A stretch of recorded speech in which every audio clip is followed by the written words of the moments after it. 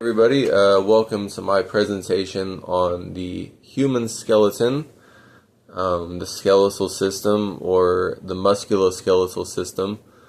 I chose it because it's pretty relevant to what we're going to be studying for this next year and a half. So why not dive into it? Let's get started. So it's the body support structure.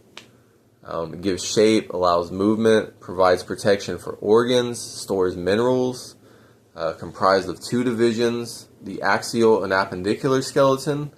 The axial skeleton is made up of 80 bones, and the appendicular is made up of 206, the axial being more down the center line, while the appendicular is kind of away from the center or axis of the skeleton. It can also be called the musculoskeletal system. So this is more than just structure and bones. It includes connective tissue such as tendons and cartilage, muscles which allow for movement, and it even produces new blood cells. The main parts of the skeletal system, there are five that I could find. It's bones, muscles, cartilage, ligaments, tendons. Everything kind of works together to make the body move. Muscles are made up of tightly woven, stretchy fibers. There are over 600 throughout the human body. Muscles work with the skeleton to make it move by contracting and pulling on them through tendons. We have cartilage. We'll get to tendons in a second. I probably should have put that slide right after that one, but we're going on to cartilage. I think tendons is a couple more after this. So cartilage is strong, flexible tissue that acts as shock absorbers throughout the body. An example being intervertebral discs, which are found between the vertebrae, and they kind of act as, like I said, shock absorbers. Picture like if you ever skateboarded, you had what's called spacers, which are like little rubber discs that you put in between the trucks that basically keep everything rotating smoothly without things rubbing on one another. We have ligaments, which are bands of elastic tissue that connect to muscles and bones. They provide stability and support for joints. They restrict joint mobility, so that's basically going to keep your knee from bending all kinds of crazy directions. And an example would be like the ACL, which is the anterior cruciate ligament, and the MCL, the medial collateral ligament, both located on either side of the knee. Tendons are cords that connect the muscles to the bones. Bones move when muscles contract and relax. So contract and relax, pulling on tendons, which, they're all over our joints, and that's kind of how that works. These pull, tendons are like cords.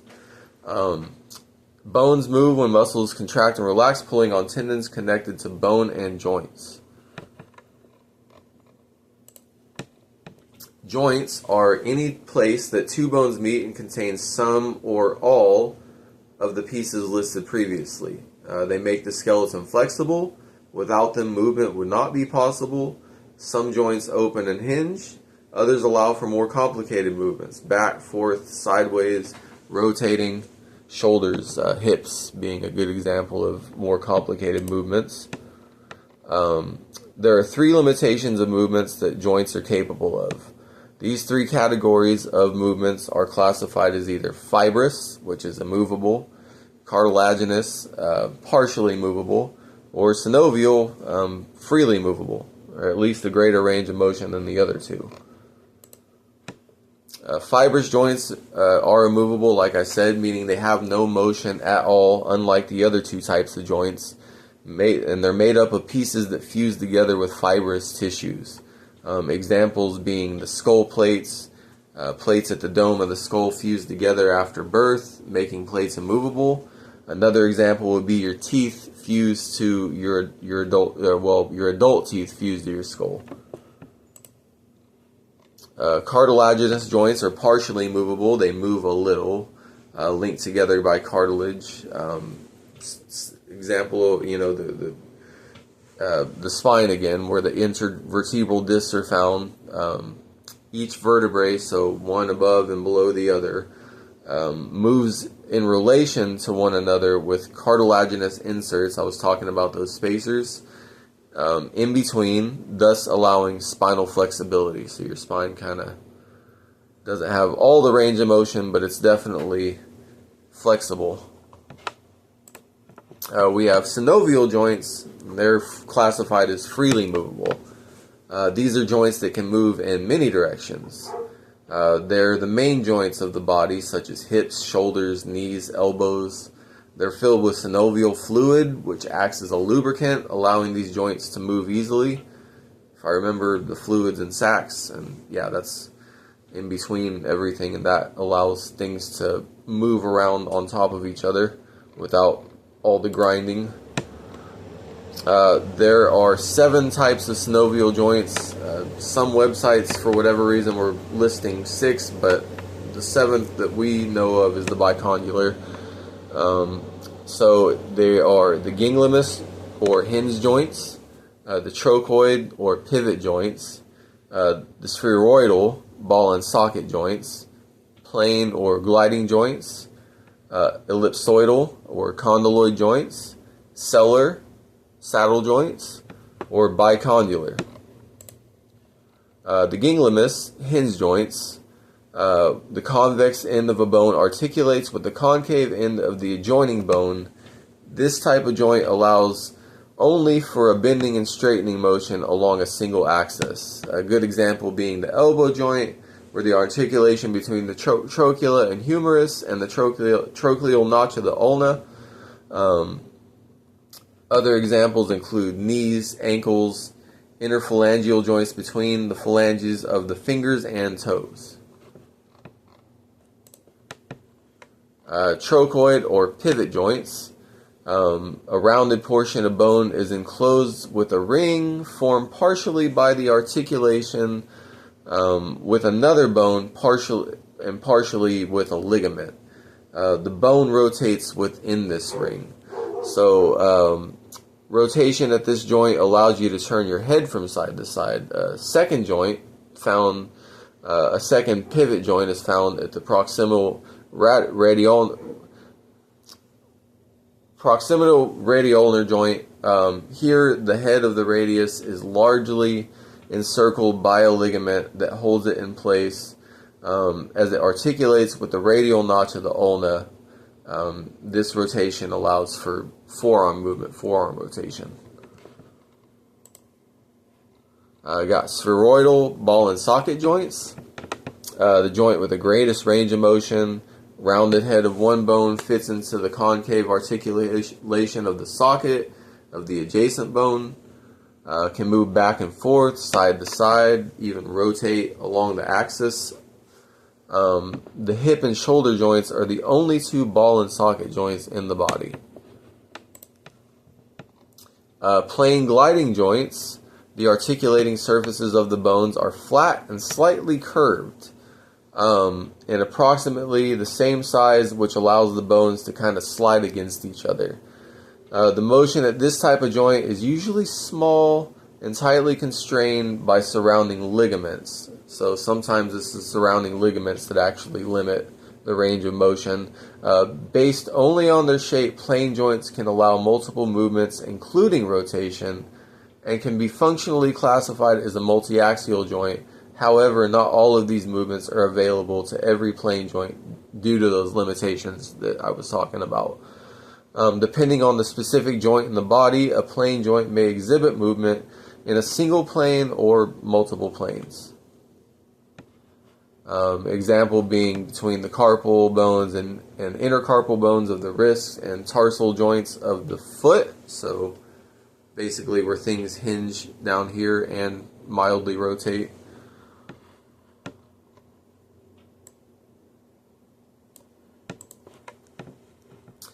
We got ellipsoidal or condyloid joints, allows for angular movement.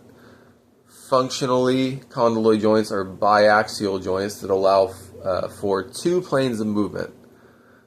So there's a shallow depression at the end of the bone, which articulates with a rounded structure from an adjacent bone or bones. An example being the knuckle or metacarpal phalangeal joints of the hands.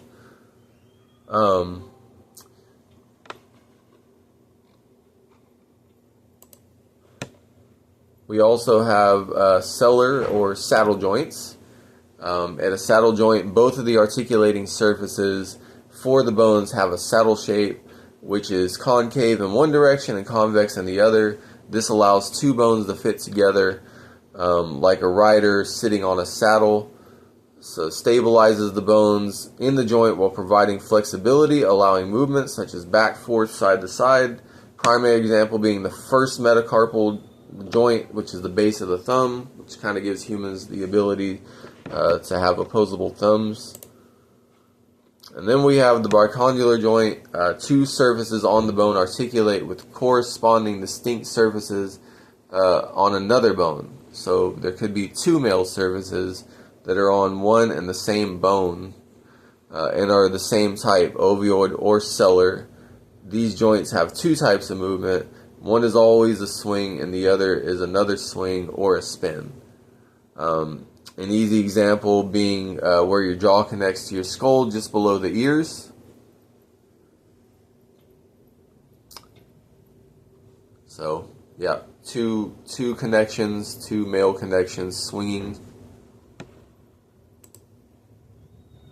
And then what bones are made up of, there are two types of bone tissues. One being compact, which is like solid, hard, outside of the bone, kind of looks like ivory, and it's really strong. You got cancellous bone, which looks spongy, almost fibery, located within the compact bone, made up of like a mesh-like network of tiny pieces of bone, and it's called trabeculae, where bone marrow is found. The bone marrow contains stem cells that produce the body's red cells, platelets, and some types of white blood cells. How do our bones grow? Well, bone building continues throughout life. The body's constantly renewing and reshaping the bone's living tissue. It has three types of cells. You got osteoblasts, which make new bone, repair, and help repair damage. Osteocytes, mature bone cells, which help continue new formation, and osteoclasts, which break down bone and helps to sculpt and reshape it. How bones grow continued. This is talking about kids. Bones of kids and young teens are smaller than adult bones and contain growing zone called epiphyseal plates or growth plates. Made up of multiplying cartilage cells that grow in length and eventually turn into hard materialized bone. Because girls mature faster than boys, their growth plates turn into hard bone earlier in life. And then ailments and diseases that can affect the bone. These are just a few of many. Some include osteoporosis, arthritis, and cancer. Osteoporosis, a lot of people confuse them, but confuse it with arthritis, I should say. In osteoporosis, there is a loss of bone tissue or mass that causes bones to become fragile, break, especially at the hips, joints, wrists. You always hear about older people breaking hips.